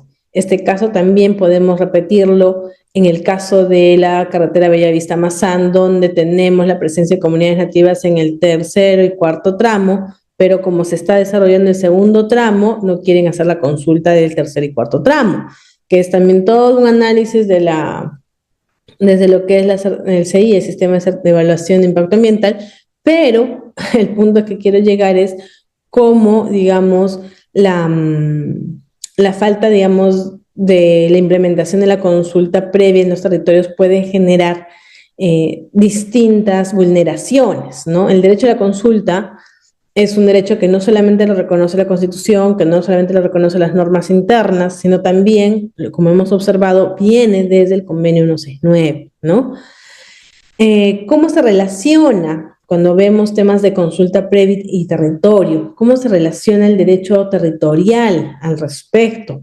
¿Cómo se hacen las líneas base para la identificación de los pueblos indígenas si se encuentran cruzando donde están viviendo, o si respetas la gestión de tu territorio y también las líneas bases sociales involucran a las comunidades cercanas, aledañas o que tienen algún tipo de injerencia social o cultural en la zona donde podría verse el impacto? Entonces, la relación entre la consulta previa y el territorio tiene que también tener un análisis mucho más puntual, ¿no? Y no solamente si está o no físicamente. ¿Y esto nos trae lecciones aprendidas? Sí, nos trae lecciones aprendidas como lo que está pasando en Bellavista Mazán, donde se está, digamos, generando conflictividad y desconociendo, digamos, la necesidad de una consulta previa solo por el hecho de que tenemos normas que hablan, digamos, de un fraccionamiento a nivel de carreteras en el tema de las evaluaciones ambientales, pero que a pesar de que existe una necesidad de reconocer los impactos acumulativos y sinérgicos, se está vulnerando en estos momentos, digamos, que comunidades no ejerzan este derecho, ¿no? Entonces, esto no solamente te trae una vulneración al derecho, sino también que te puede generar mayores problemas de conflictividad. Tenemos el caso de Bagua, ¿no? Que luego ya generó la creación, eh, la generación de la ley forestal, con toda la consulta pública que hubo, previa que hubo, pero ¿qué pasó? Previamente tuvimos todo un conflicto socioambiental, incluso con fallecidos. Entonces, eh, tenemos que aprender de estas acciones para poder continuar, digamos, en reducir la brecha en la implementación de las normas que protegen los derechos de las comunidades nativas y también de las comunidades PIASI en el marco de esta ley, ¿no? Muy bien, muchísimas gracias. Voy a ver si podemos compartir 10 minutos el video y pasamos. Te escucho, Rafael, mientras intento compartir el video. Sé que tengo, ¿cuántos minutos tengo? Sí, todavía, doctora, tenemos tiempo. Rafael, puedes realizar una pregunta, ¿sí? Adelante, por favor. Gracias. Estimado Rafael, puedes activar tu audio y si no, doy pase a Salvin. Ya. Buenas noches. Sí quería preguntarle en cuanto al principio de ancestralidad en el territorio, ¿no? ¿Cómo prima cuando hay una comunidad campesina y una comunidad nativa, ¿no? Solicitando la titulación del territorio, ¿no? Le describo un poco más. La comunidad campesina tiene origen migrante andino que se asentaron a través de el Pacto Universal, que se le dice regionalmente Autaucusi, y que se identifican como campesinos. Gracias. Muchas gracias, Rafael. A ver, cuando tenemos un conflicto en el tema de dos comunidades, ya sea indígena campesina, no se observa la prioridad del derecho en función a que si es indígena o campesina, ambas tienen el mismo derecho a hacer la consulta o a la titularidad. Ahí pasa, ahí tenemos que ver el tema, lamentablemente, desde el reconocimiento de su inscripción. Sin embargo, sí se observa y se tendría que analizar el expediente con el cual, digamos, postulan para ver en qué momento se encontraban estas comunidades. El tema de la ancestralidad, por ejemplo, te pongo el caso de los Uros, ¿no? Estamos hablando de muchos años y fue reconocida hace unos 13, 15 años, si no me equivoco, como una comunidad, lo cual recién le trae, digamos, poder ejercer su derecho a la consulta. Entonces, yo te sugeriría que revises en la parte de en qué momento hacen esta solicitud de reconocimiento, en qué momento es inscrita, segundo punto, y como último punto, ver cuál es, qué implica que se reconozca una u otra, porque también puede haber comunidades colindantes, ¿no? Al menos que se estén superponiendo y ahí sí tendría que haber un reconocimiento o un estudio de antecedentes para que se pueda, digamos, desvirtuar este conflicto de superposición en caso se dé como te estoy entendiendo. Muy bien, doctora, muchas gracias. Puede proyectar el video. Gracias. Sí, ok, habían dos manitos más. Bueno, ¿me confirmas, Raider, si se escucha, por favor? Ok, doctora.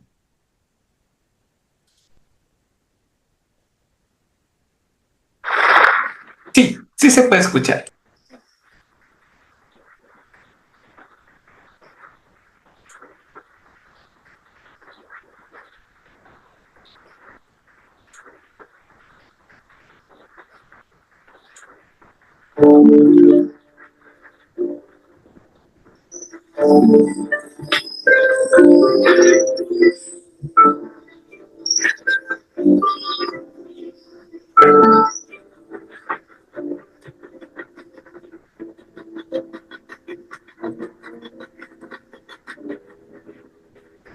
Me gustaría hacerte tu papel que te ofreciera.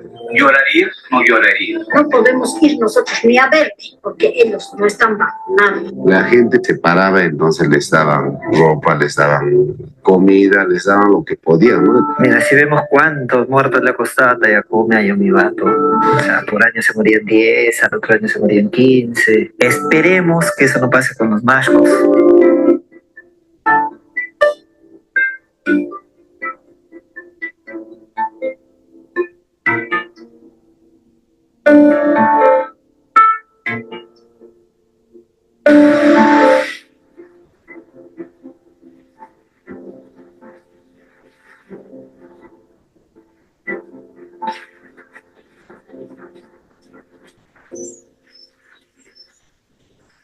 Desde 2010-11, seguro que las salidas a las playas de este grupo pueden ser más de 150 o 200, ¿no? Nosotros como ministerio hemos logrado registrar 150, ¿no? Para mí salen porque más es la curiosidad por conocer de nosotros que porque tengan hambre. Pero quizás hay algún tipo de actividad que no sabemos, digamos, narcotráfico en esta zona de acá, que hace que los estén empujando desde la ¿no? Se evidencia, pero puede ser una sospecha. Yo cuando salieron la primera vez, digo, bueno, estarán ahí unos meses en marcha otra vez. No, desde el 2011 ahí están. Hay un problema humano ahí serio.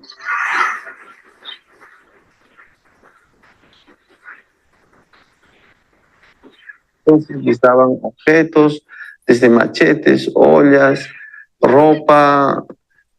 Algunos querían evangelizarlos. Cualquier persona podía ingresar bajo distintos intereses y establecer diversos niveles de contacto con esta población. A ver, Diamante estaba haciendo contacto. Y era un riesgo porque en esos contactos estaban participando niños. Entonces los niños siempre están con sus iras, pues, ¿no? Y el riesgo del contagio de iras a los mashcopiros puede ser mortal, ¿no? Y el otro riesgo que teníamos pues es la agresión del mashco hacia el machivenga. Primero ha sido matanza de mi tío Pancho Pizarro. Después hay un guardaparque también, Jesús Kemi. Última, así mataba a mi papá.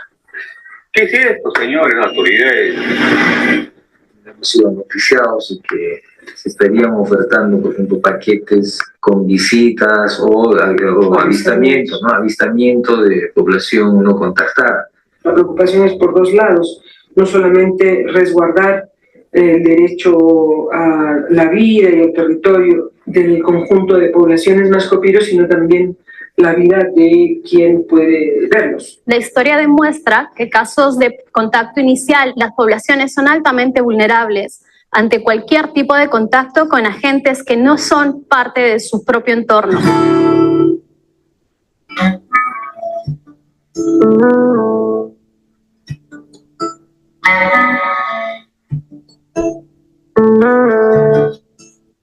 A este grupo en aislamiento, pero también evita que otra población se ponga en riesgo, ¿no? Tanto los que transitan este río como que los mashcopiros vayan a Xipeteari, ¿no? Donde ya ocurrió un accidente mortal, ¿no? Pero yo creo que es importante que ellos están conversando con ellos allá en la playa, que le enseñen, que no venga acá, que no suba, que no sale de nuestra comunidad. Si ellos quieren salir, es mejor que venga sin amenazarnos. Piden comuneros que hacen Calafia, que se civilice, que hay que traerlos. Viticultura, ¿qué hace? Mira, ahí está. Yo no ves, hay que civilizarlo ya. ¿Por qué no lo quiere civilizarlo? Es lo que a mí me amarga más. Todo plan de atención de pueblos indígenas en aislamiento y contacto inicial de la zona tiene que tener necesariamente un componente de trabajo y atención con las comunidades nativas cercanas, de modo tal que el Estado, al atender a esta población, tenga un solo discurso, una manera de intervenir de manera coherente. Viene cultura, asume el rol, lanza este famoso contacto controlado. Y nuestra participación ha sido pues monitoreando a los aislados, ¿no? Ver su salud. No ha habido una auscultación como un paciente normal, ¿no? Un paciente occidental. Lo que se ha hecho con ellos es básicamente observación. Dentro del acuerdo que tenemos con Cultura es un poco complementar el trabajo que desarrollan ellos con lo que nosotros realizamos. Lo que nos toca hacer a nosotros es hacer patrullajes por la zona para evitar actividades ilícitas y con Cultura hacer patrullajes especiales y monitorear la presencia de poblaciones en aislamiento. Un poco dificultoso, ¿no? Por el tema de que no tienes identificado una población. Necesitamos un presupuesto que nos permita desplazarnos por lo menos 2 veces por año. Sin presupuesto dependemos de la buena voluntad de otras personas. Nosotros, destinarles un presupuesto, no hemos destinado. ¿Para qué vamos a hacer? Tenemos que ser también reales, ¿no? Creo que sí necesitamos más personal. Necesitamos otro especialista y necesitamos más agentes de protección. De preferencia, GINES. Para implementar un poco más, yo necesitaría 2 agentes más, porque a veces sale un grupo grande, por lo menos 32, entre 3 da miedo. La última vez de informe que hice, que conversé con los vigilantes y me dice, padre, tengo un poco de miedo, porque nos piden con exigencia, ollas, machete, ropa, claro, no le podemos dar, no les damos y tiran flechas. Es necesario que las distintas instancias de gobierno, tanto a nivel central, regional y local, articulen una intervención organizada, de modo tal que el propio gobierno regional tenga un plan de atención de población en aislamiento y contacto inicial.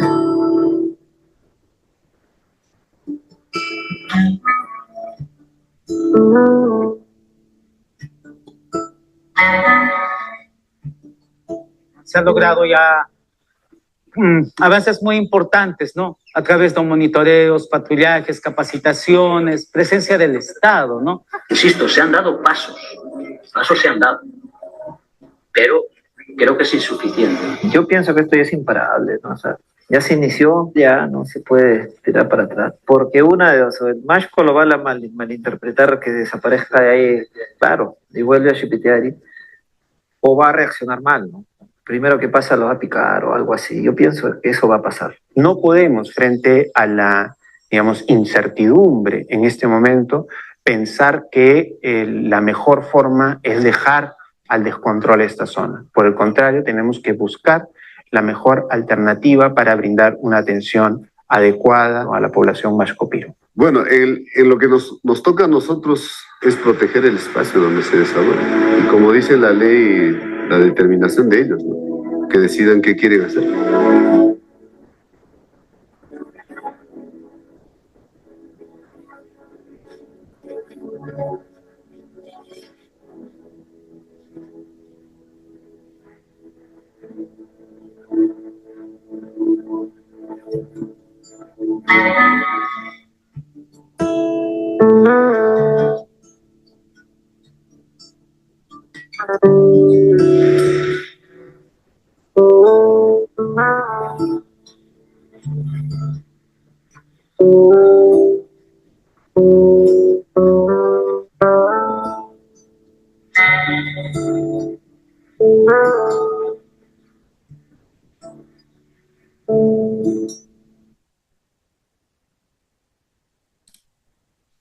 Muy bien, solamente para cerrar un poco la reflexión del video en función a lo que hemos conversado, era importante entender, digamos, que las normas no van a identificar cosas irreales.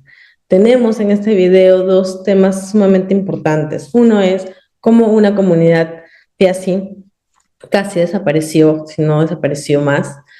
Y el otro aspecto es cómo se quiere proteger a otra comunidad piasi, pero la necesidad de poder generar también un diálogo con las comunidades colindantes, porque estos conflictos que se pueden generar entre una comunidad piasi y una comunidad colindante con ellas, va a dar, digamos, determinado desconocimiento, como esa señora que dice, colonícenlos o ya civilícenlos, y eso no se trata de reconocer diferencias y que el Estado también, a través de la normativa, genere estas medidas adecuadas de protección y reducir, digamos, la factibilidad de los conflictos entre comunidades.